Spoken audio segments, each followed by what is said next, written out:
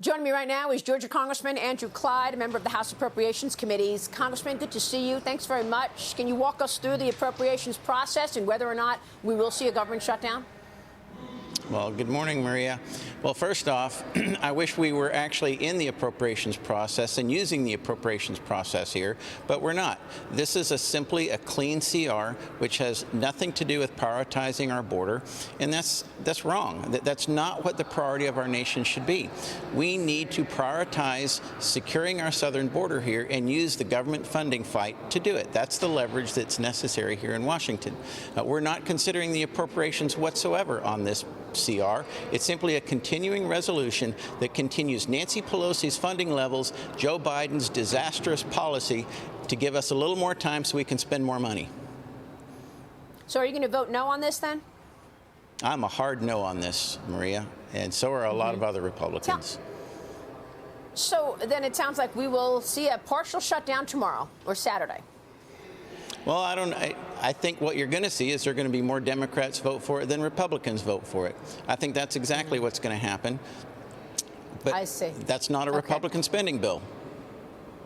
What about these reports that President Biden is getting close to accepting that change needs to happen at the border? Do you believe it? Do you expect that we will see change from the president?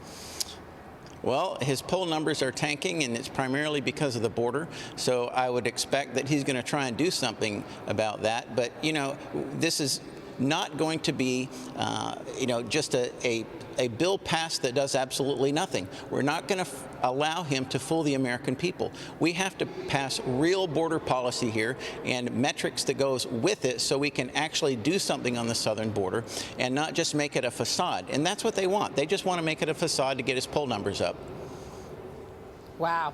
And where does this leave Alejandro Mayorkas? The House Homeland Security Committee is holding its second impeachment hearing into DHS Secretary Mayorkas. Committee Chairman Mark Green sent a letter to Mayorkas ahead of the meeting, the hearing, demanding that he submit written testimony.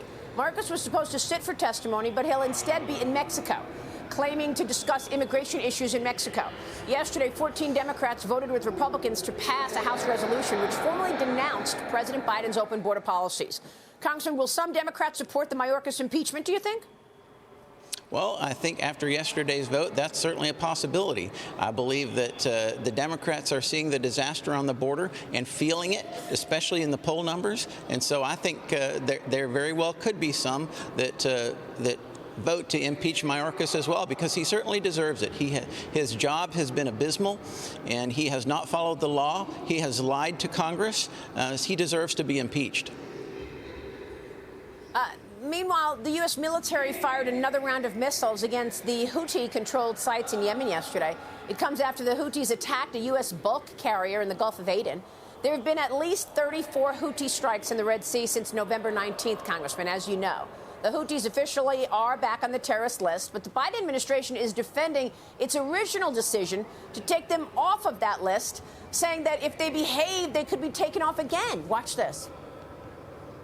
So a big reason why we delisted them literally on day one was to address a dire humanitarian situation on the ground. And as I said today, it remains dire in many cases. If they choose to stop these attacks, then we certainly have the option at our disposal to remove this designation that we just issued. Congressman, let's be clear. President Biden walked into the Oval Office and overturned everything that President Trump did. One of the things President Trump did was put the Houthis on the terrorist list. And so now they're sort of explaining away why Biden took them off in the first place, only to put them back on after all of these attacks. Your reaction? Well, I don't think he actually put them back on the foreign terrorist organization designation. That's not what he did.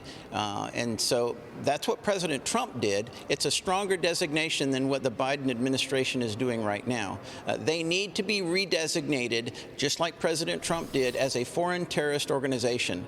And I actually have a bill in Congress here that would designate them as that, and not this mediocre kind of redesignation that the Biden administration is doing right now.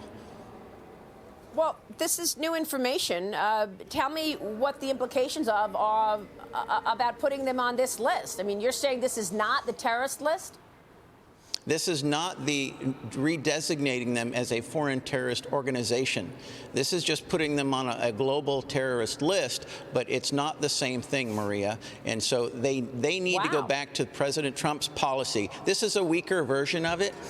They were on both lists before. They're off the foreign terrorist organization list right now. They need to go back on it. So this is another example of smoke and mirrors from the Biden administration.